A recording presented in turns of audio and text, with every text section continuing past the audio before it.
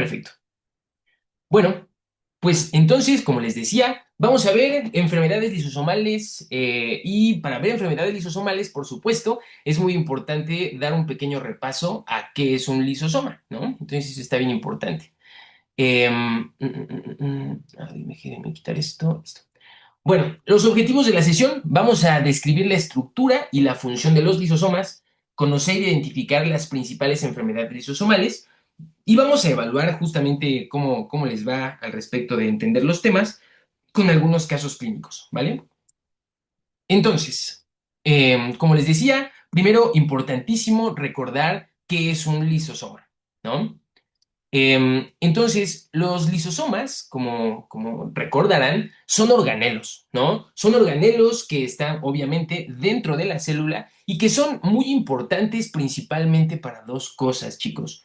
Uno, para ayudar a la eliminación, por ejemplo, de bacterias una vez que se fagocitan, como vieron en esta ilustración, déjenme la voy a regresar.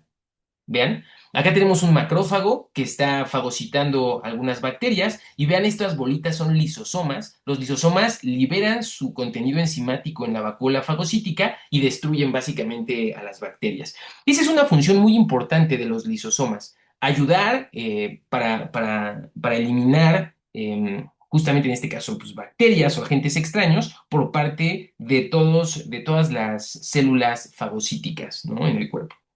Sin embargo, otra función muy importante de los lisosomas, chicos, es eliminar moléculas de desecho.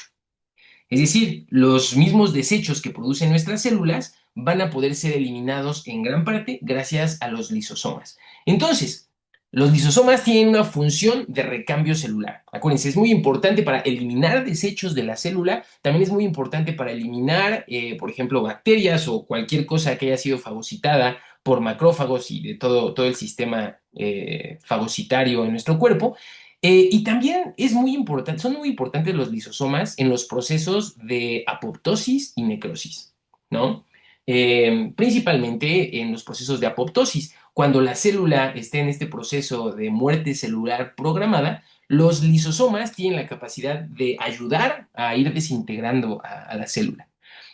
Cuando tenemos procesos de necrosis, recuerden que en la necrosis, a diferencia de la apoptosis, en la necrosis hay inflamación y mucha de esta inflamación se debe a que, como en la necrosis la célula explota, ¿no? Libera lisosomas al espacio intersticial. Y entonces estos lisosomas tienen alrededor de 60 enzimas, son sumamente tóxicos en un proceso de necrosis, ¿no? Tienen lipasas, proteasas, amilasas, tienen de todo tipo de enzimas que, pues imagínense el daño que producen si son liberadas en el espacio intersticial. Esta es una de las razones, otra vez, por las que en la necrosis hay un importante proceso de inflamación en comparación con la apoptosis, ¿no?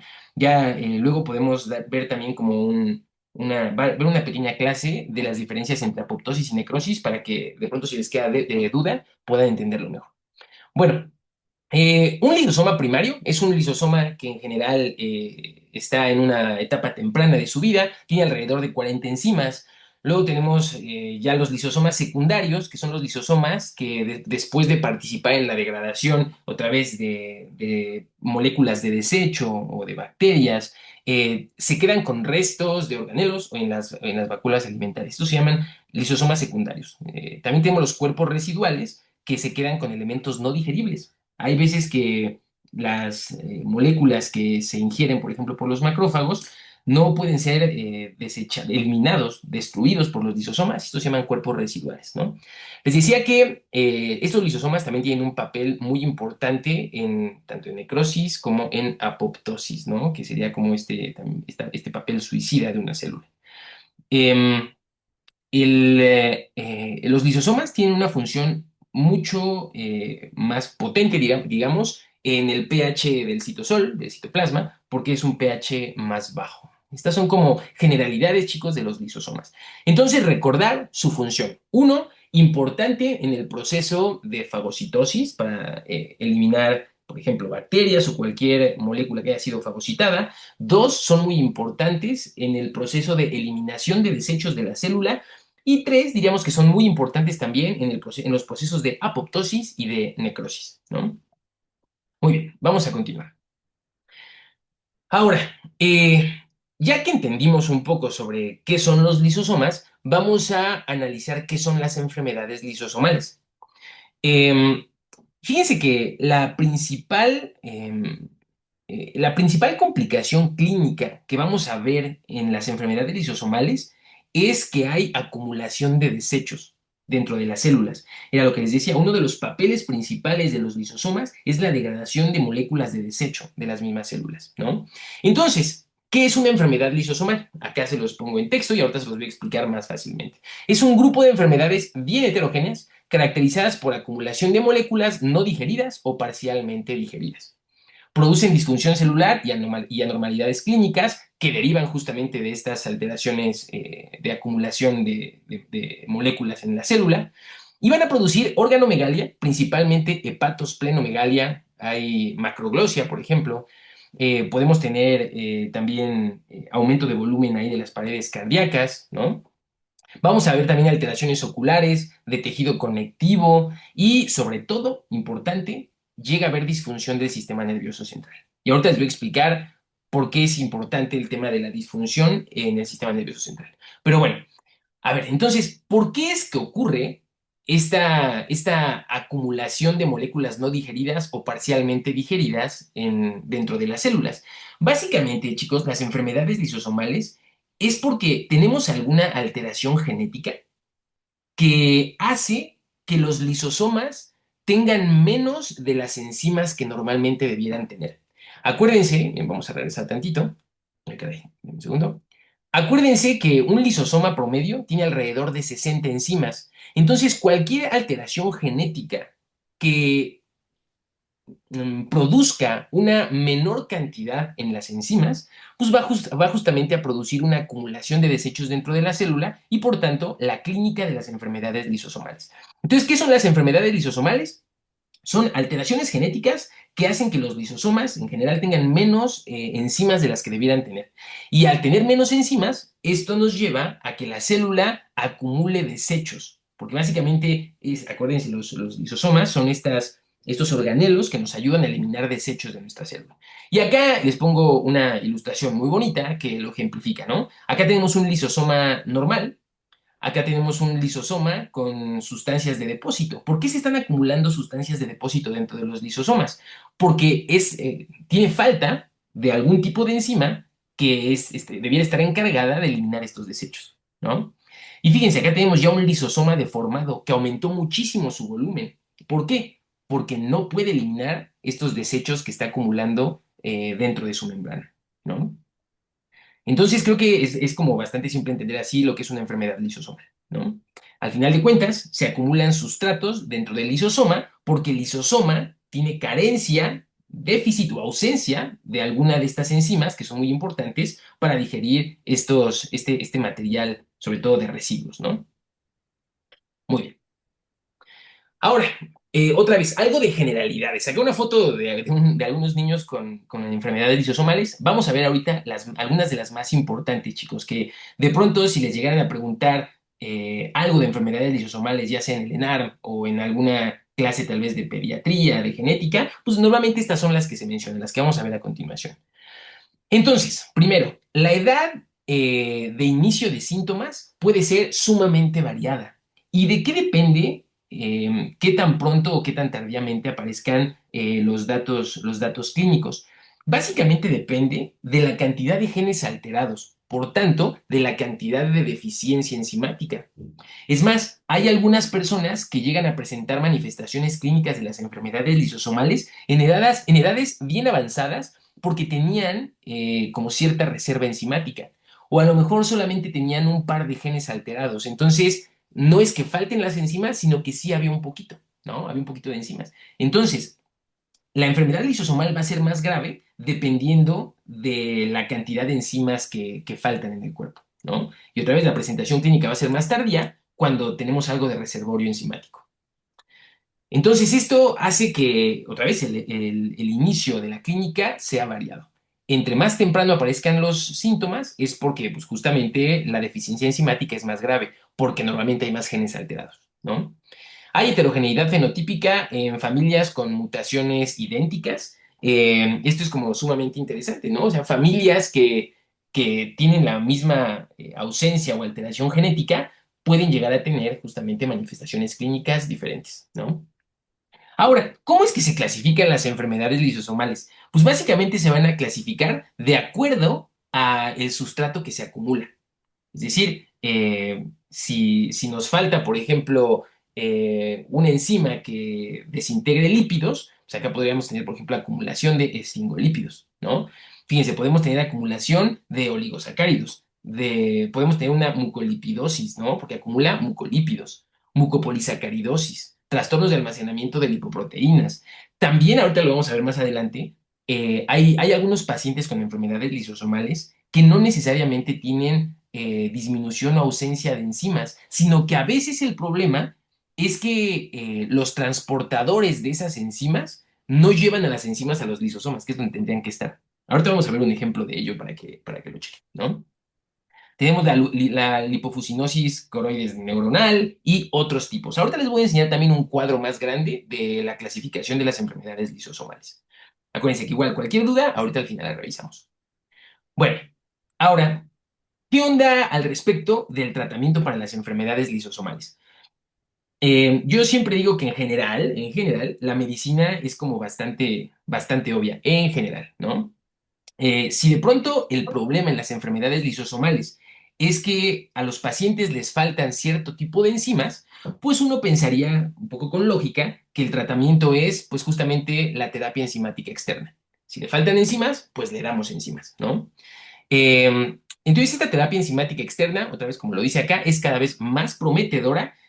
Ha mejorado como la clínica de los pacientes con enfermedades lisosomales, pero la verdad es que en general no se curan, ¿no?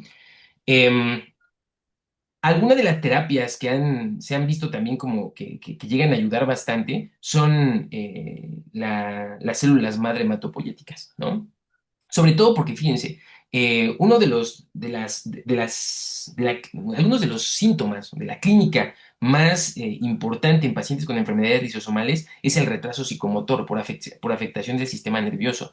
Y el problema, por ejemplo, de una gran cantidad de enzimas externas es que justamente tienen problemas para atravesar la barrera hematoencefálica, entonces a veces no se ve tanto beneficio en las alteraciones neurológicas de los pacientes, ¿no?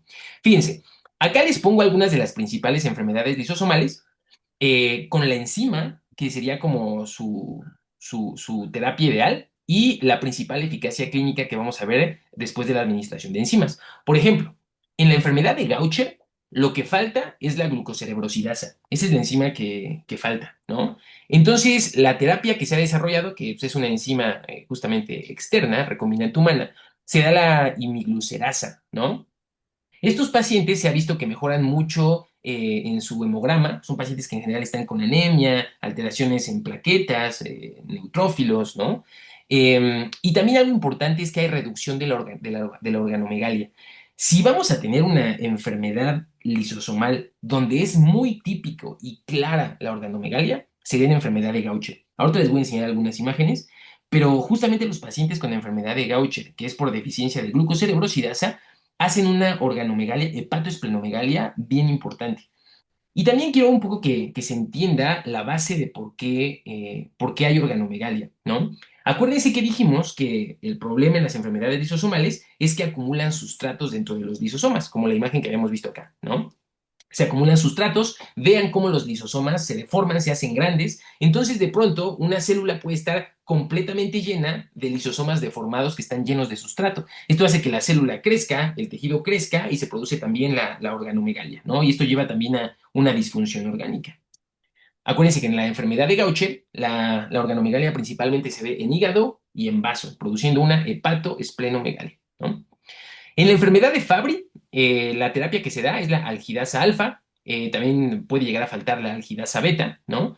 En esta enfermedad, la enfermedad de Fabry, administrar la terapia enzimática nos da estabilidad de la función renal y de la cardiomegalia. En la enfermedad de Fabry se ve una cardiomegalia importante, disminución del dolor y mejora la calidad de vida, pero otra vez no cura al paciente, ¿no?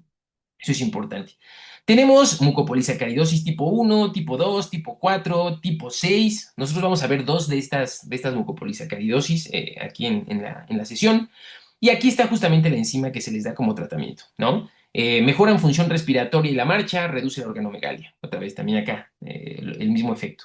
En la mucopolisacaridosis tipo 6 mejora la marcha y el crecimiento. Y en la enfermedad de Pompe, que esta es por acumulación de glucógeno tipo 2, se da la alglucosidasa y mejora la cardiomegalia, pero progresa la implicación muscular, lo cual es grave porque en la enfermedad de Pompe, como lo vamos a ver ahorita más adelante, la razón por la que los pacientes mueren es por insuficiencia respiratoria porque sus músculos dejan de funcionar. Y ahorita vamos a ver por qué. Entonces, bueno, como resumen, eh, ¿qué es una enfermedad lisosomal? Es una enfermedad, una alteración genética, donde vamos a tener varios genes alterados, genes responsables de la producción de enzimas lisosomales. Entonces, si tenemos alteraciones genéticas, hay una disminución o ausencia de enzimas lisosomales. ¿Esto a qué nos lleva? A que dentro de los lisosomas se queden sustratos, sobre todo de desecho, ¿no? Los lisosomas se hacen grandotes, llenos de residuos. Eso hace que las células crezcan, hay aumento de tejido y esto produce al final de cuentas organomegalia y alteraciones de diversos tipos que ahorita vamos a ver, ¿no? Entonces, si el problema es que faltan enzimas, la terapia obvia sería darles enzimas externas. Las enzimas, la terapia enzimática externa, ya vimos que sí tiene como resultados clínicos importantes, sin embargo, no curamos a los pacientes, ¿no? Y como les decía, algunas otras opciones prometedoras es el trasplante de células madres hematopoyéticas, que estas sí se ha visto que llegan a mejorar las alteraciones del sistema nervioso central, ¿no?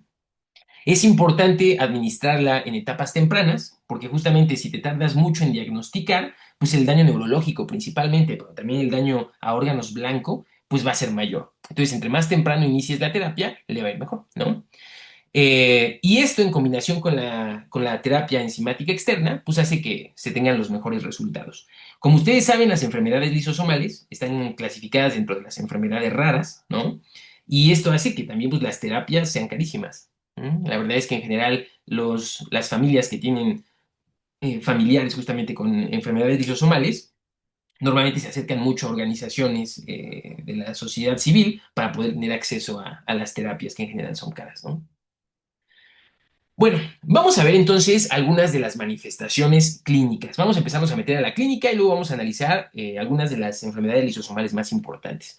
Entonces, las manifestaciones clínicas, como les decía, van a depender del número de genes afectados, ¿no? Y de bueno, sí, entre más genes afectados, más enzimas faltan y por tanto la clínica va a ser peor, ¿no?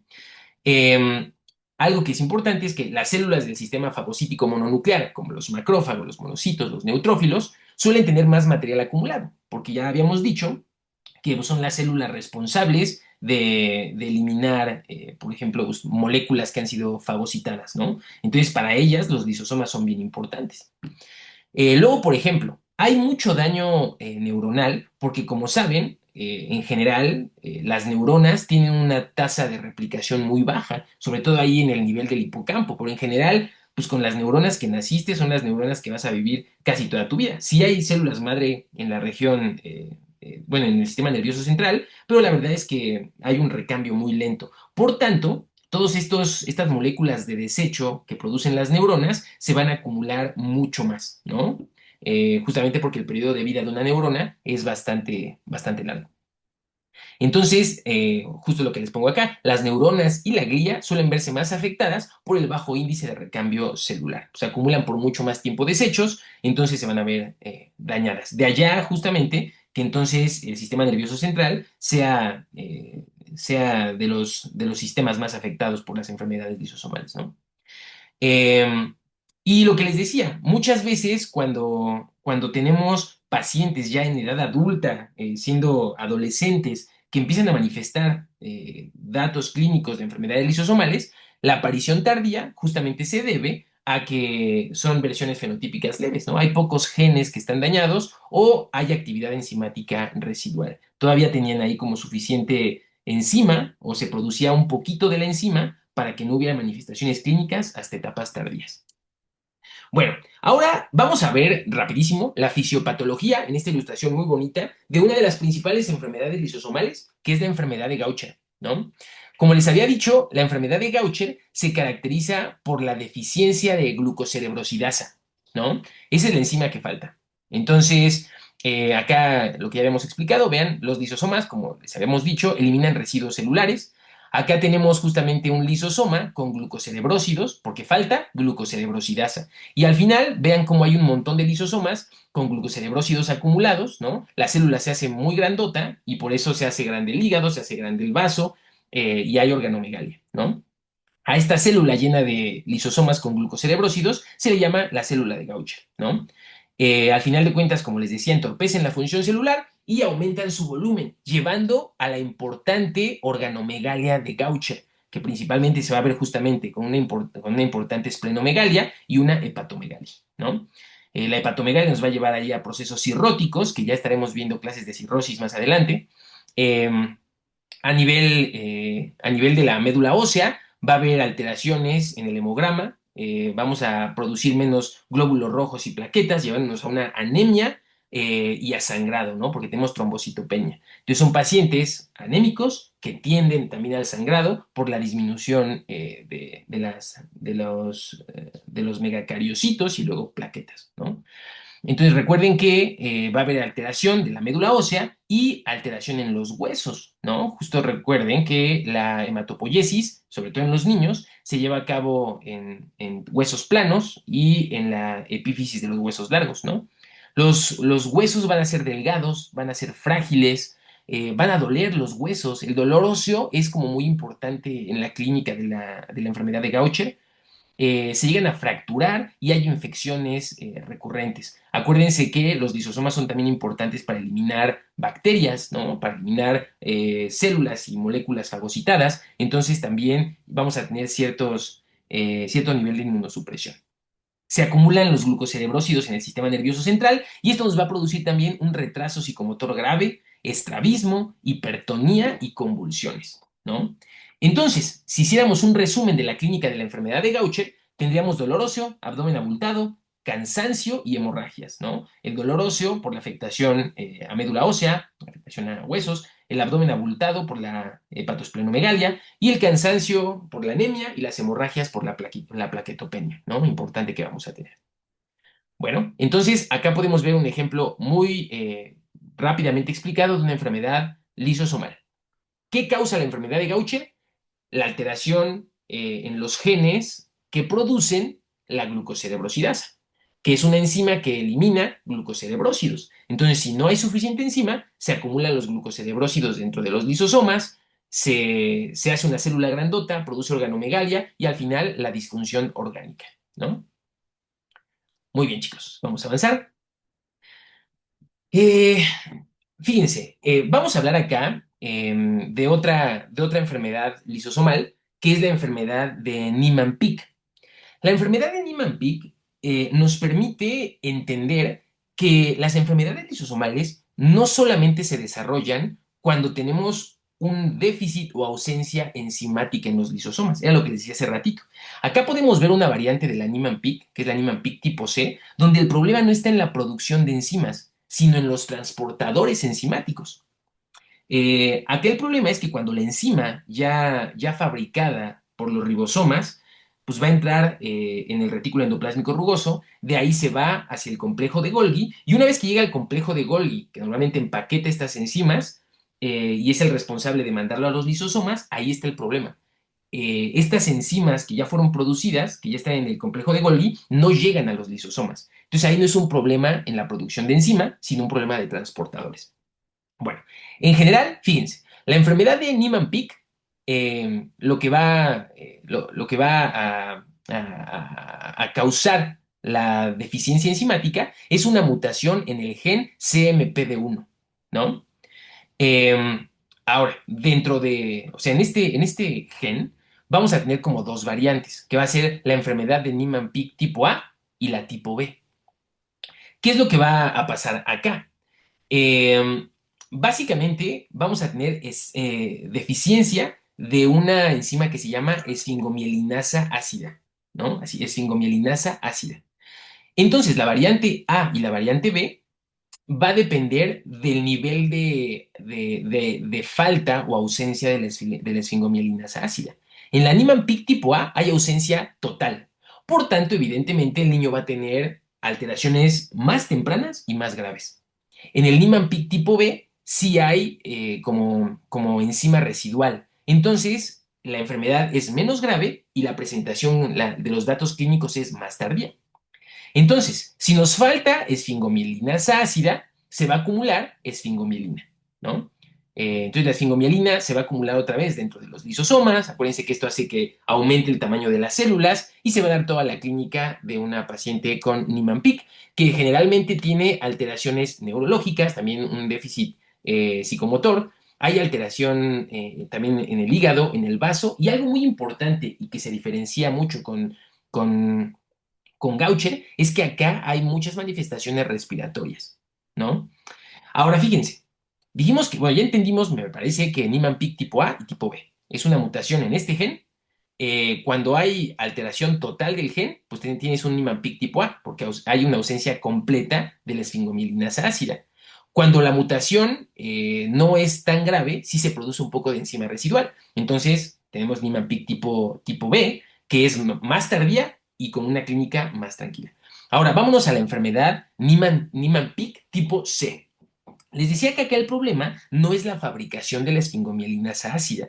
El problema es que tenemos una mutación en los genes NPC1 o NPC2 que son justamente los responsables de producir como el transporte intracelular justamente de la esfingomielinasa ácida, ¿no? Entonces, ¿qué pasa? Sí se produce la enzima, pero al final de cuentas no llega a los lisosomas. Entonces, el resultado, pues básicamente es pues, un poco el mismo. Hay acumulación de esfingomielina, daño neurológico, hepatosplenomegalia y alteraciones en las vías respiratorias, ¿no? Entonces es bien importante que entendamos cuál es la diferencia entre Niemann-Pick tipo A, tipo B y tipo C. Tipo A y tipo B sí es por alteraciones en la fabricación de la enzima, pero tipo C, la enzima sí se produce, la cosa es que no llega a los lisosomas, que es donde debe estar. Entonces nos va a producir la Niemann-Pick tipo C, básicamente con la misma clínica, ¿no? Acá podemos ver una niña con Niemann-Pick. Por cierto, el 28 de febrero es el Día Internacional de las Enfermedades Raras, ¿no? De las cuales son parte las enfermedades lisosomales, ¿no? Bueno, ¿qué vamos a ver justamente en una persona con Niemann-Pick? Sobre todo vamos a ver macroglosia, que es más marcada que en Gaucher, ¿no? Vamos a ver anomalías óseas, distosis múltiple, compromiso cardíaco, vamos a ver arritmias o cardiomegalia, o ambas. De hecho, la principal causa de las arritmias es la cardiomegalia, ¿no? Vamos a ver hepatosplenomegalia, pero no tan grave como en el Gaucher. Signos oftalmológicos, vamos a ver opacidad de córnea y algo típico de Niemann-Pick es la mancha roja cereza macular cuando hacemos exploración ahí con fondo de ojo, ¿no? Y las características neurológicas van a ser retraso en el desarrollo, hipotonía, epilepsia parcial complejo mioclónica, neuropatía periférica, discapacidad intelectual, ataxia y o espasticidad. Parálisis de la mirada en vertical, esto es importante. Y chicos, un diferenciador otra vez importante de Gaucher es que los pacientes con Niemann-Pick suelen tener bastantes alteraciones en las vías respiratorias, ¿no? También como neumonías de repetición y alteraciones justamente en la respiración, ¿no? Bueno, vamos a avanzar. Entonces, bueno, vean acá una niña con una hepatosplenomegalia importante, ¿no? Esto sería más compatible con una enfermedad de Gaucher. ¿Qué pruebas tendríamos que tomar a estos dos pacientes que hemos visto, que es Gaucher y Niemann-Pick? Pues de inicio, yo les decía el otro día ahí en el grupo de Paco, ¿no? Les estaba diciendo que el principal trabajo de un médico general es que cuando veamos a un niño recién nacido, es la verdad que bastante fácil identificar que de pronto la fascia del niño, las características de la cara del niño, pues justamente una hepatosplenomegalia, las tenemos que diagnosticar de manera temprana y es básicamente con verlo, chicos, ¿no? Son niños otra vez de talla baja, entonces en las curvas de crecimiento siempre los vamos a ver como en las percentiles más bajas. Entonces así sospechamos y si sospechamos tenemos que mandarlo a diagnóstico genético. Lo peor que podemos hacer como médicos de pronto generales, pues es justamente retrasar el diagnóstico de estos niños, ¿no? Y el diagnóstico es genético. Para que lo sepan, en general, la forma de diagnosticar es hacer pruebas enzimáticas o Next Generation Sequencing, ¿no? Son las formas de hacer diagnóstico de las lisosomales. Sin embargo, ya que tenemos la sospecha, porque vemos ahí que el niño tiene algo raro, a lo mejor a nivel de facies, una hepatosplenomegalia importante, algo les vemos, pues tendríamos que mandarlo a un hospital de referencia, tipo Infantil de México, el Instituto Nacional de Pediatría, al menos con una radiografía, ¿no? Para checar cómo está la calidad de sus huesos, una ecografía con la que podamos comprobar la hepatosplenomegalia o una cardiomegalia, haciéndole ahí su ecocardiograma, ¿no? Estudios de audición, que ahí suelen ser anormales, una consulta oftalmológica, para que podamos ver justamente esta mancha rojo cereza que les decía, un frotis de sangre, donde podemos llegar a ver las vacuolas en glóbulos blancos granulares, que son justamente estas acumulaciones de lisosomas, ¿no? Vacuolas autofágicas. En la orina podemos ver elevación en la excreción de oligosacáridos y también de glicosaminoglicanos. Podemos ver aumento de mucopolisacáridos en las mucopolisacaridosis. Acuérdense que se clasifican de acuerdo al sustrato que acumulan, ¿no? Por ejemplo, podemos llegar a ver la quitotriosidasa en sangre elevada, que es un marcador enzimático de activación de macrófagos. Entonces, al final de cuentas, van a ser alteraciones enzimáticas, ¿no? Y acuérdense que en los macrófagos va a ser muy fácil verlos. ¿Cómo hacemos diagnóstico de confirmación? Acuérdense, es medición de actividad enzimática en glóbulos blancos, en músculo o fibroblastos, y podemos confirmar las mutaciones de ADN con las Next Generation Sequencing, ¿no? Así nos podemos hacer un diagnóstico temprano y rápido, y cada empresa tiene diferentes paneles por campaña. Hay mucho de Johnson Roche me parece que también tiene ahí algunos paneles donde se pueden estudiar todos los genes que ya sabemos que cuando se alteran pueden causarnos una enfermedad lisosomal, ¿no? Y así podemos hacer un diagnóstico genético temprano. Acuérdense, es muy importante hacer diagnóstico temprano porque entre más nos tardemos, más daño neurológico va a haber, que es como lo importante, el retraso psicomotor, que sí podemos como retrasar y ayudar justamente a que pues, el niño tenga una mejor calidad de vida y también su familia, ¿no? Fíjense, acá les puse un cuadro nada educativo, pero solamente para que vean cómo se clasifican las enfermedades lisosomales. Acuérdense que se clasifican de acuerdo al material acumulado. Entonces, lipidosis, porque acumulan lípidos. Mucopolisacaridosis, porque acumulan mucopolisacáridos. Glucogenosis, porque acumulan glucógeno. Ahorita vamos a ver la enfermedad de Pompe. Glucoproteinosis, lipofuscinosis, neuroceroideas, mucolipidosis y otras. Vamos a ver ahorita como las más representativas, como les decía. Entonces hay un montón de enfermedades lisosomales, solo vamos a ver las más importantes. Creo que lo importante en esta clase es que ustedes se queden como con qué es una enfermedad lisosomal, cuáles son las más importantes, ¿no? Vamos a arrancar entonces con enfermedades por acumulación de glucógeno tipo 2, que es justamente las que acumulan glucógeno, son las glucogenosis, ¿no? Vamos a ver acá enfermedad de Pompe y de la maltosa ácida lentamente progresiva. Entonces, enfermedades por acumulación de glucógeno tipo 2. Primero es importante que recuerden para qué sirve el glucógeno. Acuérdense que el glucógeno es el almidón animal, ¿no? Lo acumulamos sobre todo en músculo y en hígado. Entonces, justamente en estas enfermedades, el músculo y el hígado van a ser de los órganos más afectados, ¿no? En esta enfermedad vamos a tener deficiencia de la alfa-glucosidasa ácida. También se le conoce como la maltosa ácida, ¿no? Entonces, ¿cuál es la enzima que nos falta? Alfa-glucosidasa ácida o maltosa ácida.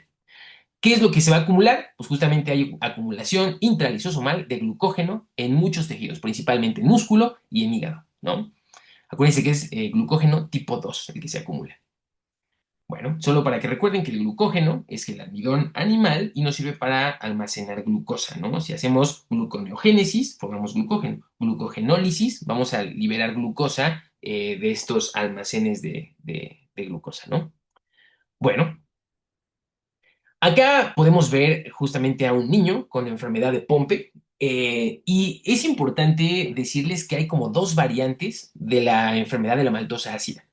Tenemos justo la enfermedad de la maltosa ácida infantil o enfermedad de Pompe y enfermedad de la maltosa ácida lentamente progresiva. ¿Cuál es la diferencia? Que la enfermedad de la maltosa ácida infantil va a ser como una deficiencia enzimática mucho más grave. Por tanto, se presenta más temprano y con clínica otra vez más grave. La enfermedad de la maltosa ácida lentamente progresiva la podemos llegar a ver en niños, en adolescentes y es más en adultos. ¿Por qué? Porque la ausencia de la maltosa ácida no es tan importante. Sí hay déficit, pero no una ausencia total. Como ya les había dicho, esa es la causa por la que podemos ver expresión clínica en edades diferentes, ¿no? Entonces, acá en la acumulación de glucógeno tipo 2 vamos a ver dos versiones de la enfermedad de Pompe, la infantil y la lentamente progresiva, que la vamos a ver en niños más grandes. Vean, este niño tiene una facie que evidentemente tú lo ves y dices, este niño no es normal, ¿no? Y esto es algo muy importante, debemos tener como este ojo clínico para sospechar y buscar hacer diagnóstico genético lo antes posible, ¿no?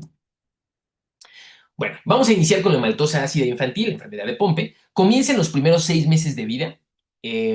Los datos que vamos a llegar a ver es la macroglosia. Acuérdense que los pacientes con macroglosia, que lo podemos ver, por ejemplo, en pacientes con síndrome de Down, son como niños o adultos también, que siempre están jugando como con su lengua, ¿no? Porque no cabe en la cavidad oral.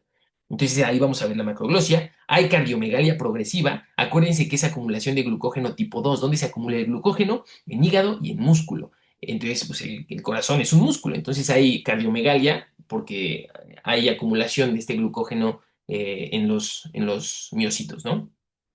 Va a haber debilidad motora rápidamente progresiva con hipotonía. ¿Por qué no funcionan los músculos? Pues justamente porque todo el miocito está siendo ocupado por lisosomas con su glucógeno tipo 2, ¿no? Y al final de cuentas, fíjense que esta debilidad motora es lo que termina matando a los pacientes con enfermedad de Pompe, porque al final de cuentas pierden la capacidad de contracción del diafragma, que es el principal órgano respiratorio, y mueren por problemas cardiorrespiratorios, justamente, ¿no? Entonces, en general, un niño con enfermedad de Pompe infantil o maltosa ácida infantil mueren antes de los 2 años por insuficiencia cardiorrespiratoria, como les estaba diciendo, ¿no? Entonces, acá, ¿de qué se mueren? Sobre todo de problemas respiratorios, porque pues, pierden la capacidad de la contracción de los músculos de la respiración, ¿no? Acá podemos ver a un niño con enfermedad de maltosa ácida lentamente progresiva, pues evidentemente ya un niño mucho más desarrollado. Acá pues inicia, les decía, en la niñez o en la edad adulta. ¿De qué depende? Del grado de alteración o deficiencia enzimática, ¿no? Acá los niños empiezan con debilidad proximal progresiva, manifestaciones limitadas a músculo esquelético, no tienen tanto problema cardíaco, pero sí mucha disfunción respiratoria. Como habíamos dicho, como habíamos visto ahorita en la tabla del tratamiento de las enzimas externas, en la enfermedad de la maltosa ácida, justamente de las cosas que mejora mucho la administración de enzima es la dificultad respiratoria. Entonces, la verdad es que a estos pacientes que tienen sobre todo la maltosa ácida lentamente progresiva, sí les va a ayudar muchísimo la enzima externa, ¿no? Para tener una mejor calidad de vida. Acá podemos ver un ejemplo de cardiomegalia, ¿no? Cómo el músculo cardíaco crece muchísimo y hace que la cavidad en el ventrículo sea mucho, mucho más pequeña y esto nos va a llevar a una insuficiencia cardíaca, ¿no? En los datos de laboratorio podemos ver aumento de CPK, la creatinina fosfoquinasa. Recuerden que es una enzima que está dentro de las células musculares. Entonces, en los procesos de necrosis del músculo se libera CPK. Entonces, la vamos a ver aumentada. Hay una disminución en la capacidad vital pulmonar, una electromiografía alterada, otra vez porque acuérdense que los músculos están disfuncionando por la acumulación del glucógeno, ¿no? Hay acortamiento de PR, que ya lo podremos ver después en las clases de electrocardiograma y de cardio, que el acortamiento de PR te puede llevar a una parada cardíaca, ¿no? Y hay hipertrofia del ventrículo izquierdo, bien importante acá, como lo pueden ver. Y acuérdense que la principal causa de arritmias son las hipertrofias, ¿no? Entonces, todo esto lo podemos ver en la enfermedad de la maltosa ácida. Fíjense, diagnóstico diferencial para estos pacientes. Otra vez recuerden, es bien importante las alteraciones musculares. Entonces, podemos hacer diagnósticos diferenciales con polio. Podemos ver un diagnóstico diferencial con la enfermedad de Duchenne, donde también podemos ver alteraciones en la marcha, alteraciones musculares. La clínica típica de un niño con enfermedad de la maltosa ácida lentamente progresiva va a ser, por ejemplo, que se caen repetidamente, ¿no? Los papás llegan contigo y te dicen, es que doctor, estábamos jugando en el parque y mi hijo se cayó 5 veces, ¿no? Porque tiene esta debilidad muscular. De hecho, fíjense, está esta maniobra de Gower, que yo justo recuerdo mucho la maniobra de Gower porque se usa para el diagnóstico de distrofia de Duchenne, ¿no? Eh, de la enfermedad de Duchenne. Entonces, ¿de qué se trata? Justamente la idea es que el niño se acueste, ¿no? Y le das normalmente un minuto para que logre pararse por sí solo. Y como tiene debilidad muscular, pues justamente son niños que no lo van a lograr, ¿no? Y así podemos ayudarnos para el diagnóstico. Van a tener dificultad en el lenguaje, porque pues, justamente no hay control adecuado de la musculatura para hablar. Reducción de la función del corazón, debilidad en el diafragma, porque hay acumulación a través del glucógeno. Entonces llega a ser necesario el uso de ventiladores.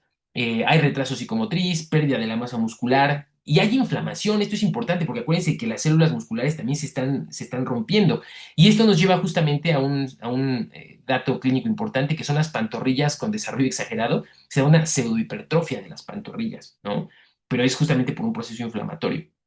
Huesos débiles y frágiles, dificultad para saltar, correr o subir escaleras, son niños que se caen mucho, llegan a tener marcha de pato en etapas avanzadas, ¿no? Postura lordótica lumbar. Y les decía, en la maniobra de Gower necesitan justamente de ayuda para poder levantarse del suelo, ¿no? eh, Hay justo atraso en el habla y problemas de conducta. Son como los datos típicos que podríamos llegar a ver en un niño con enfermedad de la maltosa ácida lentamente progresiva. En la infantil, pues no la vamos a ver porque el niño está a los 6 meses, o sea, su nivel de desarrollo es todavía como muy, muy bajo, ¿no? Entonces, así es como podemos hacer una sospecha importante. Entonces, el manejo para estos niños, pues es el manejo respiratorio convencional, con puntas nasales, hay que administrarles oxígeno, no hay terapia definitiva disponible, ya vieron cómo la enzima externa sí mejora bastante sus síntomas, y recientemente, lo que les decía, se empezó a usar la enzima recombinante humana alfa-glucosidasa con mejora en la terapia ventilatoria, que ya no requiere soporte. Entonces sí mejora mucho la calidad de vida de estos pacientes de enzima externa. Perfecto. Y ahora, ya para ir terminando, vamos a ver la mucolipidosis 2 y la 3. Acuérdense, esta clase se va a quedar grabada para que vayan y la revisen, porque vamos a ir también medio rápido, para que la vean con más tranquilidad. La mucolipidosis 2 y 3 también se le conoce como enfermedad de células I y la polidistrofia o pseudo-Horner, ¿no? Entonces, ¿qué pasa en estas alteraciones, no? Acá hay también una alteración en el transporte de la enzima lisosomal, y justamente vean, las enzimas nuevas que se produjeron adecuadamente son liberadas en el medio extracelular en lugar de los lisosomas, ¿no? Entonces ahí otra vez no es un problema en la fabricación de la enzima, sino un problema en el transportador de la enzima, ¿no? Que suelen ser la UDP N-acetilglucosamina, enzima lisosomal N-acetilglucosamina 1 fosfotransferasa. Son estas enzimas las que van a tener el problema, ¿no? Y sobre todo el problema en su transporte. ¿Qué hacen estas enzimas? Catalizan el primer paso en la síntesis del marcador de reconocimiento de la manosa 6-fosfato, que media las enzimas lisosomales para alcanzar su lisosoma objetivo después de ser procesada en el complejo de Golgi. Lo que les decía hace ratito. Acá no tenemos un problema en la fabricación de enzima, sino un problema en el transporte. Y al final de cuentas, si la enzima no llega al lisosoma, pues no va a funcionar. Entonces vamos a ver la clínica de una enfermedad lisosomal. Fíjense, acá su modo de transmisión es autosómico recesivo, pues normalmente estaremos esperando que haya una alteración en ambos padres para que se presente la clínica. Entonces, las características clínicas y radiográficas de esta afección son similares a la del síndrome de Horler, pero sin exceso de mucopolisacariduria. Entonces, estamos hablando de enfermedades por acumulación de mucopolisacáridos, ¿no? Que las podemos llegar a ver justo en la orina. Vean las facies de este niño. Es como bien importante y bien diferente a las que hemos visto, a Niemann-Pick, a Gaucher y enfermedad de la maltosa ácida, ¿no? Hay alteraciones craneofaciales bien importantes, hay alteraciones también en el esqueleto, sobre todo en el esqueleto axial, me refiero también a columna, casi no en el apendicular, ¿no? Entonces, fíjense, la mucolipidosis tipo 2, vean la misma facie que les decía hace ratito, va a haber un retraso psicomotor de inicio bien temprano, hay falta de crecimiento y retraso del desarrollo que lleva a la muerte entre los 5 y 8 años, también por complicaciones cardiorrespiratorias, ¿no? Como la de la maltosa ácida. Entonces también van a fallecer por enfermedades cardiorrespiratorias. Tienen peso y talla al nacer también en percentiles bajos. Entonces, fíjense cómo las enfermedades lisosomales tienden a presentar justamente en niños que siempre se mantienen en percentiles bajos, ¿no? Otra vez, vean las alteraciones craneofaciales de estos niños, ¿no? Este es como lo que les tendría que hacer sospechar de una mucolipidosis tipo 2. Rasgos faciales toscos, que los podemos ver tanto en estos niños como en este niño que vimos acá. Vean, rasgos faciales toscos, ¿no?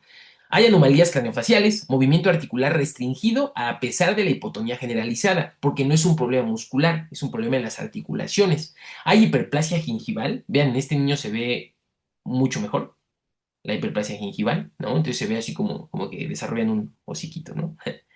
Eh, tenemos, bien, la hiperplasia gingival, que es una característica clínica única de la mucolipidosis tipo 2, una frente alta, párpados hinchados, pliegue picántico prominente, una novia nasal plana. La novia nasal es el arco que se forma entre el frontal y los huesos propios de la nariz. Aquí, miren, no hay novia nasal, o sea, no hay como raíz de la nariz. Está como solo la bolita, ¿no? Aquí de los cartílagos nasales, pero como que no hay huesos propios de la nariz, está muy aplanado. Esa es la novia nasal. Hay anteversión de las fosas nasales y macroglosia, que esto es una característica que se comparte, por ejemplo, con Niemann-Pick, ¿no? Acá les pongo algunos de los datos clínicos. Este es el pliegue del epicanto, ¿no? Entonces hay un pliegue picántico prominente.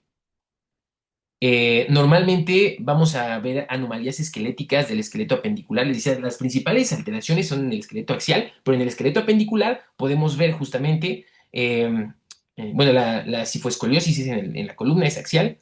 Hay un pico anterior en los cuerpos vertebrales, acuñamiento de los cuerpos vertebrales, hay ensanchamiento de las costillas, punta proximal de los metacarpianos, hay luxación congénita de cadera, esto es importante. Acuérdense que siempre que reciben a un recién nacido hay que hacer esta prueba para ver si hay luxación congénita de cadera.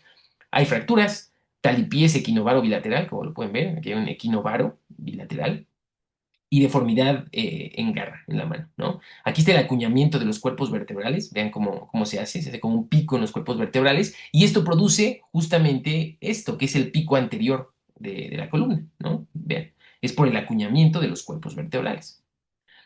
Mano en garra, típica también ahí como de alteración de nervio radial, ¿no? Hay hepatosplenomegalia con hernia inguinal. Chicos, esta foto es de un niño con Gaucher. Solo se las puse porque tiene una hepatosplenomegalia importantísima. No es tan importante en la mucolipidosis tipo 2. Hay hernia inguinal, retraso psicomotor y cardiomegalia con insuficiencia valvular. Ahora fíjense, acá tenemos la mucolipidosis tipo 3. Fíjense cómo se ven los mismos rasgos toscos craneofaciales, ¿no? ¿Cuál es la diferencia entre la tipo 2 y la tipo 3? Que la tipo 2 es más temprana, como lo pudieron ver, casi en recién nacidos. La tipo 3 es de inicio tardío, de 2 a 4 años. También podemos ver la mano en garra, escoliosis, hay destrucción progresiva de la cadera, ¿no? Pueden ser niños que terminan en silla de ruedas. Los hallazgos oftalmológicos incluyen opacidad corneal, retinopatía leve y astigmatismo hipermétrope, ¿no? Vean otra vez las alteraciones craneofaciales de ambos. Fíjense cuando se les pide la elevación de las extremidades superiores, no pueden porque hay limitación articular, ¿no? Insuficiencia aórtica en algunos casos, la pubertad llega a ser normal. Fíjense, 50% tienen problemas de aprendizaje, pero la mitad no, ¿no? Y la sobrevida puede llegar hasta la cuarta o quinta década de la vida. Entonces son pacientes con enfermedades lisosomales que pueden llegar a edades bastante avanzadas, ¿no? Ya habíamos visto que los otros su esperanza de vida es mucho más baja. Entonces, o sea, un poco sobre la fisiopatología, rasgo característico de la mucolipidosis tipo 2, que es la de los niños, es la presencia de muchas vacuolas unidas a la membrana que contienen material transparente a los electrones o fibrilogranulares en el citoplasma, en las células mesenquimales, especialmente en fibroblastos, y estos se le llaman cuerpos de inclusión. Entonces acá podemos ver también estos cuerpos lamelares, ¿no? Acumulación de mucolípidos, ¿no? Están sobre todo en las neuronas, en los ganglios espinales y en las células del asta anterior en el sistema nervioso. Acuérdense que en el asta anterior es toda la parte motora, ¿no? Las posteriores son la sensitiva. Y solo se observan alteraciones mínimas de las células de Schwann alrededor de los axones no mielinizados. Entonces, fíjense, como tenemos alteración en las astas anteriores, eso nos lleva a todas las alteraciones musculares que llegan a tener estos niños. Entonces, ¿qué se acumula en las mucolipidosis? Pues mucolípidos, ¿no?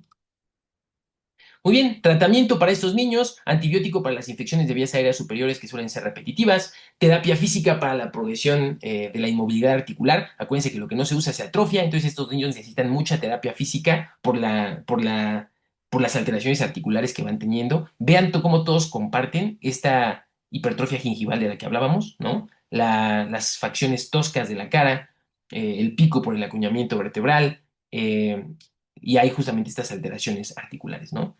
Justo se han reportado beneficios en el trasplante de médula ósea, pero a la fecha no se tiene un tratamiento específico. ¿no? Pues, sin embargo, ya vimos cómo en la mucolipidosis tipo 3 llegan a vivir hasta cuarta, quinta década de la vida, ¿no? Perfecto. Y bueno, ahora sí, miren, acá les pongo cuál es la enfermedad de Gaucher, pues la de la derecha, ¿no? Es esta. Acá tenemos a un niño con Tay-Sachs, que es otra de las enfermedades que típicamente se llegan a preguntar de enfermedades lisosomales. En la enfermedad de Tay-Sachs hay acumulación de lípidos complejos, ¿no? Si se las llegan a preguntar en algún examen, porque Tay-Sachs luego es medio famoso, es eso. ¿Qué acumula Tay-Sachs? Lípidos complejos. Acá podemos ver el estrabismo, una frente amplia, retraso psicomotor, ¿no? Una implantación ahí baja de las orejas. Y otra vez, chicos, lo importante para un médico general hablando de enfermedades lisosomales es que tengan la capacidad de sospechar para hacer diagnóstico temprano, ¿no?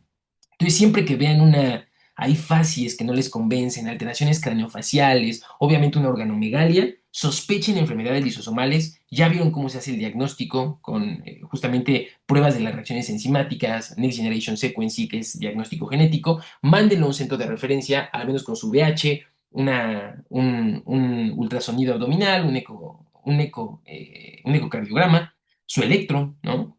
Una radiografía, y con eso lo habrán hecho muy bien para que se termine de hacer diagnóstico en Instituto Nacional de Pediatría, en el Infantil de México, ¿no? Y listo.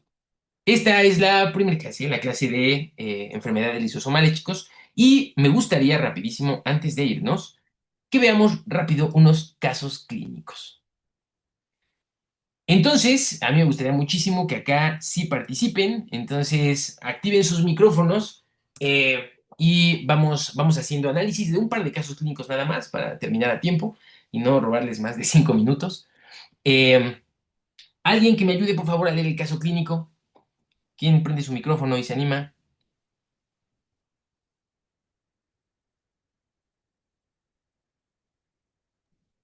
Am, Sí. Venga, escuché bueno, a una chica. ¿Quién fue? yo no, soy Edith. Venga, Edith, léelo. Es que yo no puedo ver el caso clínico, no sé si Sí, Doc, alguien más tampoco yo hace lo lo veo. mismo. ¿No lo pueden ver? Aún no. A ver, O déjenme, sea, se ve voy a la dejar de presentación. compartir. Dejo de compartir y me regreso. Pero sí vieron toda la clase, ¿verdad? Sí, es así. Ah, Sí, bueno. Doc. A ver, ¿ahí lo ven?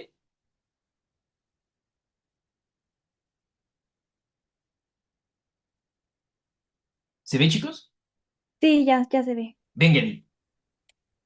Am, Masculino de 8 años que es llevado a consulta por sus padres debido a fatiga persistente, dolor óseo y aumento del perímetro abdominal, refiere haber presentado episodios de epistaxis recurrentes en los últimos 6 meses y hematomas con mínimos traumatismos. Los padres mencionan que desde hace un año notan que el abdomen del niño se ha distendido progresivamente y que en los últimos meses ha tenido menor tolerancia al ejercicio.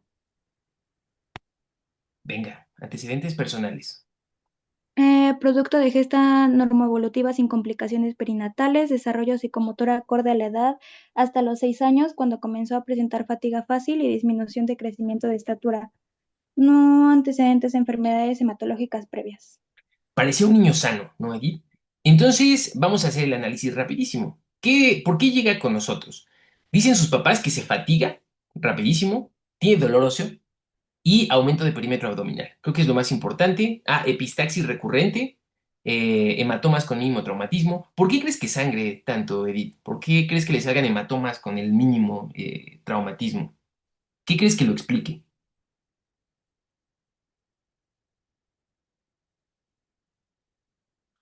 ¿Qué explica sangrados constantes? Hay muchas cosas, pues, ¿qué se te ocurre? Una. Era lo que mencionaba de la anemia, ¿no? ¿La anemia? ¿Qué es la anemia? Em, Sin miedo, Edith, no es examen. pues,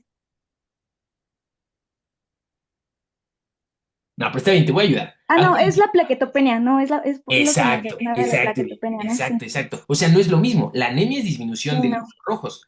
Que sí. fíjate que eso que acabas de decir explica el agotamiento, la fatiga, ¿sabes? Podría ser por eso, por una anemia. Sin embargo, ¿por qué sangra? Por la plaquetopenia o la trombocitopenia. Tiene niveles bajos de plaquetas probablemente, ¿no? Nos refiere también a aumento de perímetro abdominal importante. Vamos a ver la exploración física, Edith, rapidísimo. Fíjate, peso y talla por debajo del percentil 10 para la edad, o sea, está en los percentiles bajos, pero estuvo con crecimiento normal hasta los 6 años. Hepatosplenomegalia a la palpación, con hígado de 4 centímetros por debajo del reborde costal y vaso de 10 centímetros por debajo del reborde costal izquierdo, o sea, hepatosplenomegalia.